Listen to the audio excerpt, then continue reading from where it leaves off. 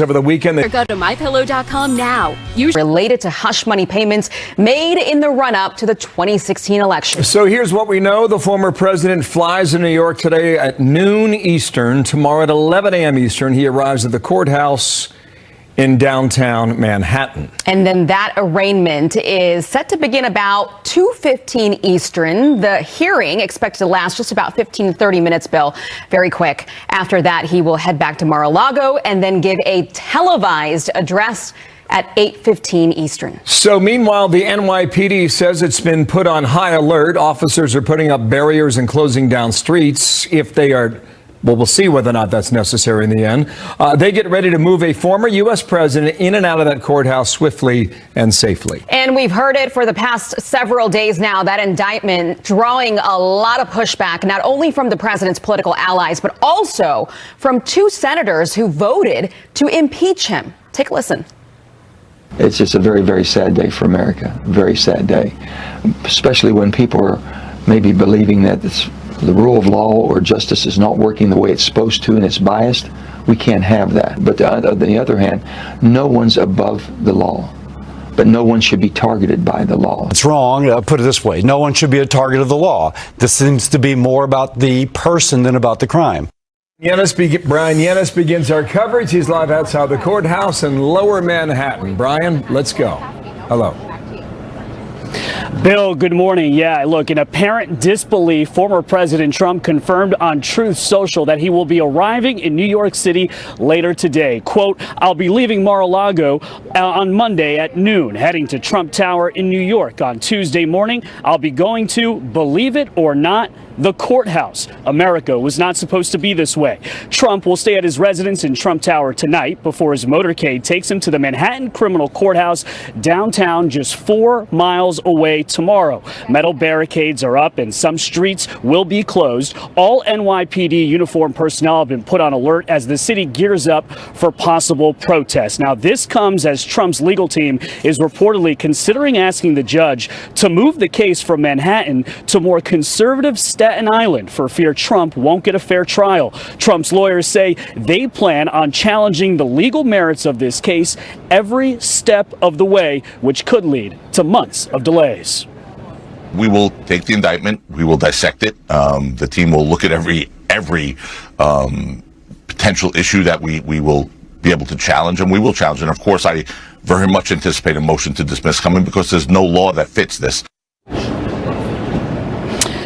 The former president is set to make remarks from Mar-a-Lago tomorrow night after his arraignment, amid concern from his lawyers that Judge Juan Merchan may impose a gag order on Trump, keeping him from discussing his case. Listen. Difficult for a judge to impose a gag order on a person running for president. You talk about having a profound effect on this country. A gag order would do just that. And this is the front of that Manhattan Criminal Courthouse. You can see fairly tame compared to what we're going to see potentially tomorrow. Security is tight here for the unprecedented court appearance for the former president tomorrow. And again, the media out here has been, well, it's been a circus to say the least. Last thing, Bill, Joe Tacopina, the former the Trump's lawyer, says that we don't expect him to be in handcuffs, but a perp walk and a mugshot certainly on the table. Bill? All right, Brian, thanks. Setting the table for us. Brian Yennis, Lower Manhattan. Mark Thiessen comes in now. Mark, good morning to you. 10 days ago, you wrote an indictment would help Trump. Maybe that's what Democrats want. I don't know if you've changed your mind on that since then. But Jen Psaki over the weekend told Democrats to stay away from this. Have a listen here. Now is not the time for a mass order of lock 'em up T-shirts and mugs. That's exactly what Trump and his supporters would do. Now is also not the time for Democratic candidates to celebrate, to brag, to predict the outcome of the legal cases. If you can, I'd actually just put your head down and stay out of it for now. Mark, where are we now? And where will we be tomorrow? That's good advice. That's a good tactical advice. But look, it's going to the indictment will help Donald Trump win the nomination, and it'll help Democrats win the presidency. That's why they're happy about it. I mean, look, Donald Trump knows that it's going to help him win the nomination because he said last week he wants the perp walk. And why is that? It's because even Republicans who, a majority of Republicans want someone else to be the nominee, but even Republicans who are open to another candidate don't want to see their country turned into a banana republic where we weaponize the justice system to go against our political opponents. I mean, Donald Trump is even if a majority don't want him to be the nominee, he has 77% approval in the Republican Party. Most Americans and most Republicans think that he was an outstanding president who did a lot of great things. They just think that he lost 3 elections in a row and don't want to lose a 4th. But they don't hate him. And so if you have this the left going after him in this way, that's going to cause a rally around effect, and they're going to say this is not just about Trump. This is about defending our system. This is about defending the politicization of our justice system, which is fundamental. The funny thing is the left always says that Trump is destroying our democratic institutions. No, the left is destroying our democratic institutions by going after Donald Trump. This is destroying our justice system. This is undermining the credibility of our justice system. The left says, oh, the Supreme Court has been politicized. Good Lord, you have a former president being indicted on the weakest charges you could possibly bring against him in this case, and it's a politicized prosecution, and they're the ones destroying our institutions. And so there's going to be a rally around effect on the right of people who say we don't want this to happen. It should be a rally around on the left too for people who don't want to destroy our institutions. Mark, some Republicans out there might be looking at this, scratching their heads and thinking maybe it's time for the former president just to step aside. This is a chaotic sideshow, according to Governor Asa Hutchinson, who, by the way, just stepped into the field here. Listen to what he said this weekend. Now that he's been indicted, should he drop out? Well, I do. First of all, the office is more important than any individual person. And so for the sake of the office of the presidency, I do think that's too much of a sideshow and distraction, and he needs to be able to concentrate on his due process. So, he's saying, look, this is getting in the way of all the issues that matter to Americans. But I think some Trump supporters would say this is the core issue. This is what's wrong with the justice system in our country, and it's dangerous. It is dangerous, but he's right in the sense that Joe Biden is the worst president in my lifetime. He's unleashed the worst inflation in 40 years, the worst crime wave since the 1990s, the worst border crisis in American history, the worst decline in real wages. I mean, the problems facing our country are incredible. And so the coming election shouldn't be about Donald Trump. It should be about how do we get rid of this administration and replace it with responsible conservative alternative. And the Democrats, the reason why they like this indictment, even if they're not, the Jen Psaki is warning them not to get too active in it, is they think it's going to help nominate Donald Trump. They beat him in 2018. They beat him in 2020. They beat him in 2022 because it was his handpicked nominees that cost us the Senate majority and such a small House minority. And so they think they got a great deal going running against Donald Trump. And Republicans, I think that Donald Trump was a great president. I think that he did from the Abraham Accords to Operation Warp Speed to taking out Soleimani to so many things that he did in office were outstanding. I just don't think he can win. And that's why I'm worried about this. And a lot of Republicans are going to rally around him now. And I think that's exactly what the Democrats want us to do. On the contrails of that, Politico reports this morning Joe Biden may not make an announcement until July at the earliest, or possibly even late summer or the fall. So watch that timeline, too. Mark, nice to see you up early in Las Vegas. Have a good time, and we'll see you real soon. Good morning. Thanks, Mark. Take care. So the Biden administration reportedly tried but failed to stop that Chinese spy craft from gathering intelligence on sensitive U.S. military sites. This is brand new information. Fox News not yet able to confirm it, but this NBC report is saying that the current and former U.S. officials report that in late January and early February, that unmanned device spent more than a week drifting across the U.S. It flew over sites like an Air Force base in Montana, where we keep one of our nuclear arsenals. So apparently we tried and failed. Seems like we're still learning a lot about this story, right? Yes, and more to come on that. In the meantime, 10 minutes past from 60 Minutes last night. This was eye-opening. Watch. Do you view what's happening right now on the border as a crisis? I view it as a significant challenge. Why won't you say the word crisis? You know what? Because I have tremendous faith in the people of the Department of Homeland Security. So that is the DHS secretary refusing to acknowledge the crisis of the southern border, despite the daily drumbeat of images showing migrants risking their lives to get across. More on what he had to say. Meanwhile, an update on the arrest of an American journalist in Russia. Is the White House doing enough to secure his release? We'll find out. We're going to ask former DNI Director John Ratcliffe. Also, Aisha, it was a huge weekend for hoops in the women's tournament, culminating in a historic victory for the LSU Tigers. This game was not without action, and it was not without controversy. LSU has captured its very first national championship. Well, nobody wants to hear this, but there's been a jump at the pump. The national average price for a gallon of gas hitting a 2-month high here comes as OPEC announces a major production cut, sending oil prices through the roof. And with Easter weekend coming up, high costs could complicate celebrations. Egg prices are so high, Bill, that Americans are ditching the traditional Easter eggs and replacing them with Easter potatoes. Potatoes for a budget-friendly alternative. Get the kids around those potatoes. A dozen eggs up almost 60% from this time last year. Potatoes up just 13%. That Saudi oil decision is another great reason to be energy independent. Absolutely. That's going to come up this week as well. Which way back when I can remember a time. I can remember a time, Aisha. I can remember really cheap gas, too. All right, 17 past now. Republican presidential candidate Nikki Haley heading to the southern border today. New video showing the Border Patrol there catching groups of Chinese migrants trying to illegally cross into the country as large groups of migrants just keep on coming. Bill Malusian's in Eagle Pass, Texas, with more as he begins a new week today. Bill, good morning. Bill, good morning to you. That's right. GOP presidential candidate Nikki Haley going to be touring the border today. She's going to be right here in Eagle Pass later this afternoon.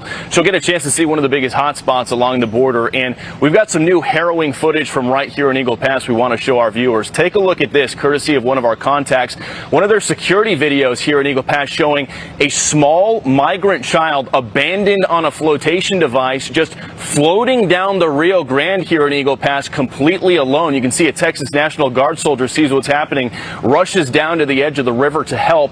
After the video cuts off, our contacts tell us that child was later rescued. Then you talk about those Chinese nationals. Take a look at this video our team shot in the Rio Grande Valley over the weekend. Once again, Fox News witnessing the mass release of Chinese nationals from federal custody at a parking garage in downtown Brownsville. Border Patrol sources telling me these Chinese nationals are largely being released on what are called NTAORs. That is a notice to appear on your own recognizance. Essentially, they are released into the U.S. with a future court date. And we saw more Chinese nationals being arrested at the border. Take a look at these images again in the Rio Grande Valley. This was in La Jolla during the early morning hours over the weekend. A group of 12 Chinese nationals being arrested after they crossed illegally. And the numbers of Chinese continue to skyrocket here at the border. More than 1,700 Chinese nationals apprehended since October 1st. That represents a more than 900% increase over the same time last year. In the meantime, human smuggling remains rampant. Take a look at this video given to us by Texas DPS showing their troopers pulling over a U-Haul moving truck in Uvalde County. They open up the back of it and they find 15 illegal immigrants being smuggled inside, including 3 small children. The driver, a U.S. citizen from Missouri, was arrested and charged with human smuggling. And then lastly, an even bigger moving truck, human smuggling bus. Take a look at these images out of El Paso. Texas DPS criminal investigators stopping this Penske moving truck. They get inside of it and they find 58 illegal immigrants who are being smuggled inside of it. All of the migrants from Mexico, Guatemala, and El Salvador. The driver, an illegal immigrant from Mexico, now facing federal charges. Back out here live, Nikki Haley will be here in Eagle Pass later this afternoon, and we are expecting to talk with her. We'll send it back to you. Thank you, Bill. Bill Malusian on the border for us today. Thanks. 20 past from last night. Again, check it out. Do you view what's happening right now on the border as a crisis? I view it as a significant challenge. Why won't you say the word crisis? You know what? Because I have tremendous faith in the people of the Department of Homeland Security. And a crisis speaks to me of a withdrawal from our mission, and we are only putting more force and more energy into it. Okay, there you have it. DHS Secretary Alejandro Mayorkas refusing again to call the dire situation at our southern border a crisis. But the numbers, they tell a very different story here as illegal crossings continue to just spiral out of control under President Biden. Let's bring in our panel now, co-host of The Five, Geraldo Rivera, and our former Yuma Sector Border Patrol Chief, Chris Clem. Hello, and good to see you both. Thanks for joining us this morning. Chris, I'll start with you because the Secretary is really speaking on your behalf, speaking on the behalf of so many men and women that serve us on the border there. Do you think crisis means withdrawal? Well, good morning. Absolutely not. You know, I've known the Secretary 8 or 9 years. I like the Secretary. He's a smart and savvy person. His personal journey, his professional career, I mean, he set himself up to be one of the best DHS secretaries. That being said, I completely disagree with what he said. This is a crisis. This has been ongoing for the last 2 years plus. The numbers and the facts don't tell anything other than crisis. Look, it's a mess. We need to clean it up. We need to solve this problem. Look, when you see what Bill Maloogian just reported on children being abandoned in the river, smugglers putting people, 50, 60 people in U-Haul trucks. I mean, that's a crisis. People dying, fentanyl getting through and getting into our communities. That's a crisis. So look, we can call it different names, whatever. We need to solve it. We need to fix this problem because American people are suffering. Geraldo, what did you make of his answer? Well, I thought it was too cool for school, Aisha. You know, they define crisis as a time of intense difficulty, trouble, or danger, a time when a difficult or important decision must be made. There are synonyms for it: disaster, predicament, plight, dilemma, quandary, upheaval. I would submit that there is no one in the country who would deny that what I've just defined is the situation at the border. The cameras that Fox News has been deploying in the last year or so, with Maloogian at the helm, it makes no room at all for argument. The border is broken. A couple of million people coming across it without proper authorization in the fiscal year. It's only going to get worse. I like Mayorkas. I appreciate the fact that he's the first immigrant to hold that job at the Department of Homeland Security. But he's got to stop playing word games with Congress folk who only want to score a soundbite for the evening news. This is a real crisis. Yeah, he's not alone. We should all admit it's a crisis and do something about it. This administration plays a lot of games with words often. Also in this interview, Mayorkas said that while migration is up, it's not unique to the border, but the facts would disagree. So let's take a look at some of those numbers here. This is the number of encounters on the terror watch list, arrests at the southern border, and we can see how they've shot up over the years under this administration.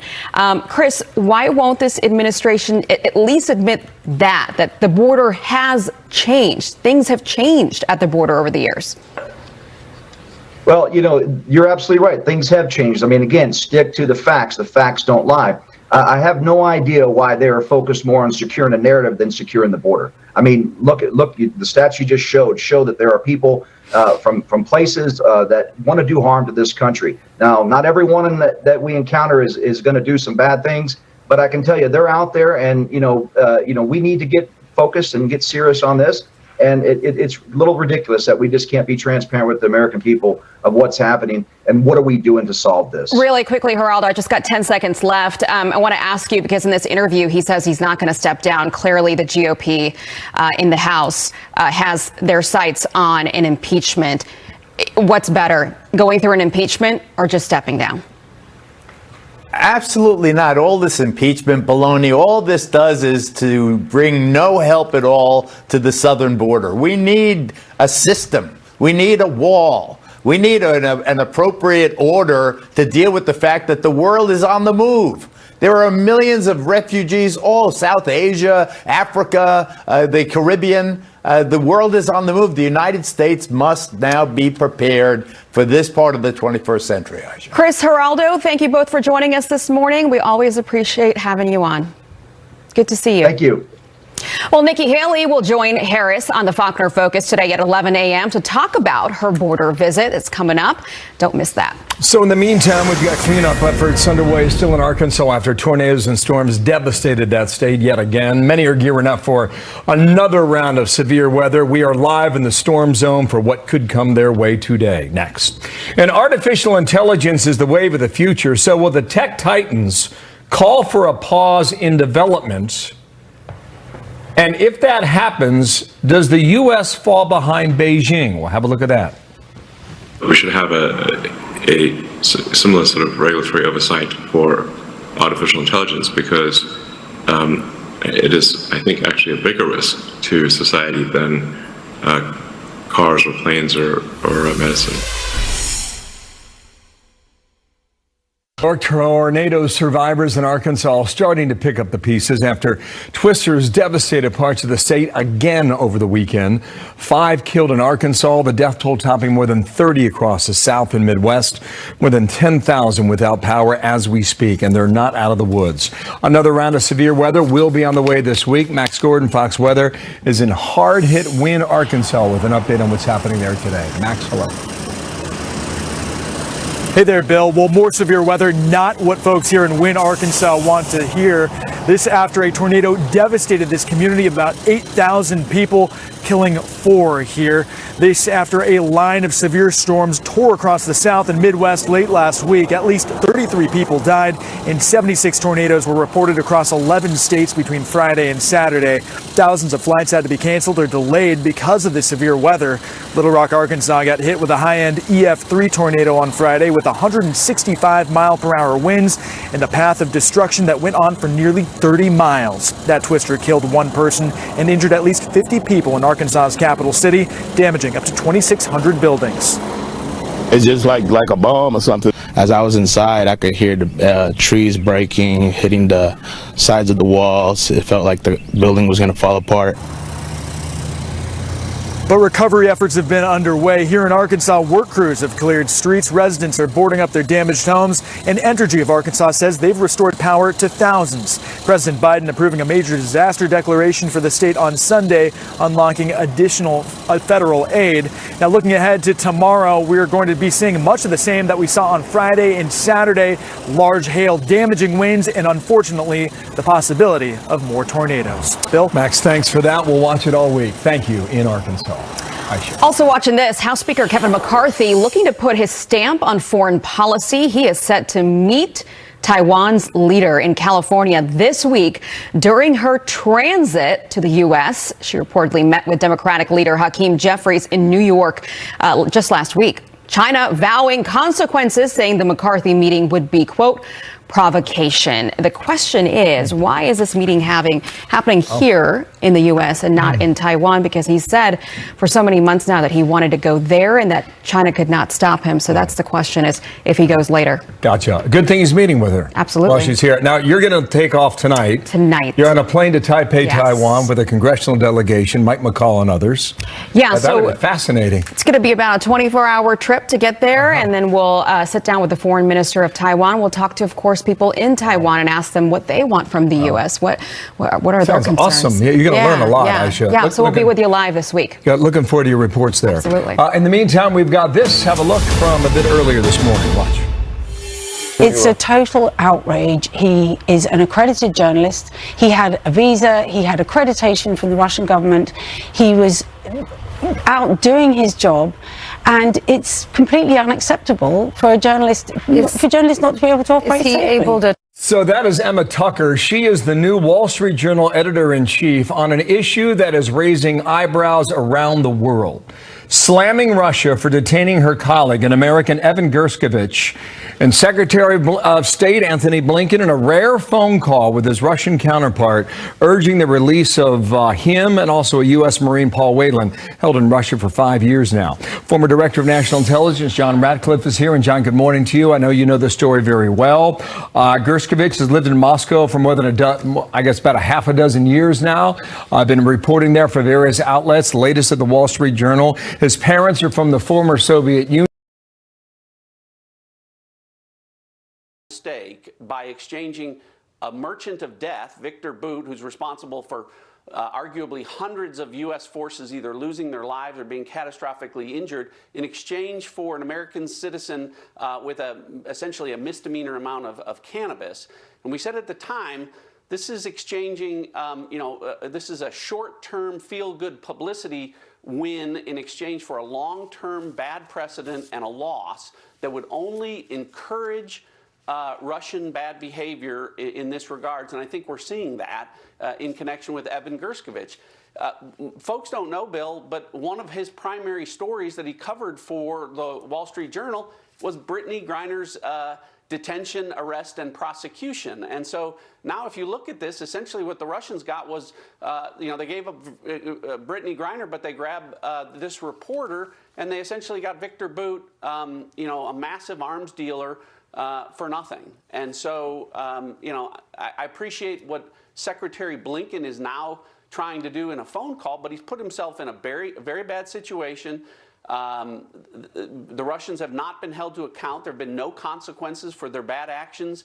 Shooting down an MQ-9 Reaper drone recently, no consequences from the Biden administration. So he comes in with very little credibility. And when his president, comes out and publicly says the response is let him go with regard to Mr. Gershkovich instead of let him go or else, I don't see the prospects for this changing that statement on camera could have been stronger, and maybe it will be soon. Brittany Griner sent out an Instagram post over the weekend with her wife Sherelle, I believe. Every American who's taken his hours to fight for, every American returned is a win for us all.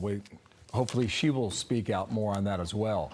The Journal's been all over the story since it happened. Over the weekend, they wrote this: Evan Gershkovich's arrest marks a new era of hostage diplomacy. Here's the line. The Wall Street Journal report is the latest in a growing list of Americans who have been detained by foreign governments on bogus or politicized charges, often to gain leverage with Washington. And one other note here, Blinken did talk with Lavrov, which has been a rare conversation between these two since the war with Ukraine broke out. Last comment on that.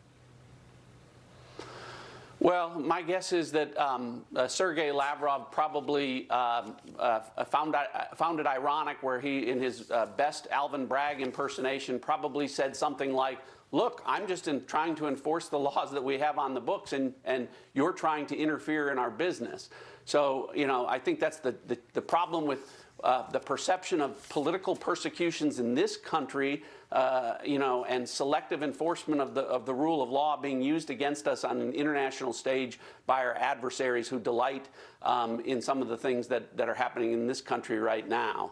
And I do think the Wall Street Journal, right, this is an escalation. This is the first journalist grabbed by the Russians, actually the old Soviet Union, in 40 years. And so things are getting worse, which unfortunately seems to be something we say a lot when we talk about foreign policy developments with the Biden administration. Yeah. Sir, thanks for coming on today. The hand of Putin is all over this, and we're going to watch it by the day. Thank you, sir. John Ratcliffe with us today. You bet. Thanks.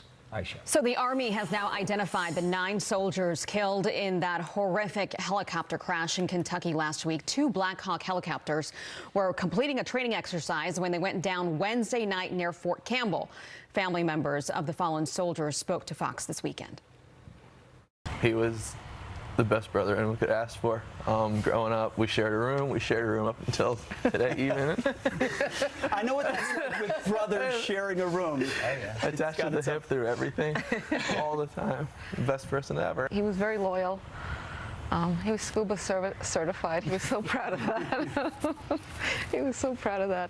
An Eagle Scout, a soldier, a paramedic, a flight medic.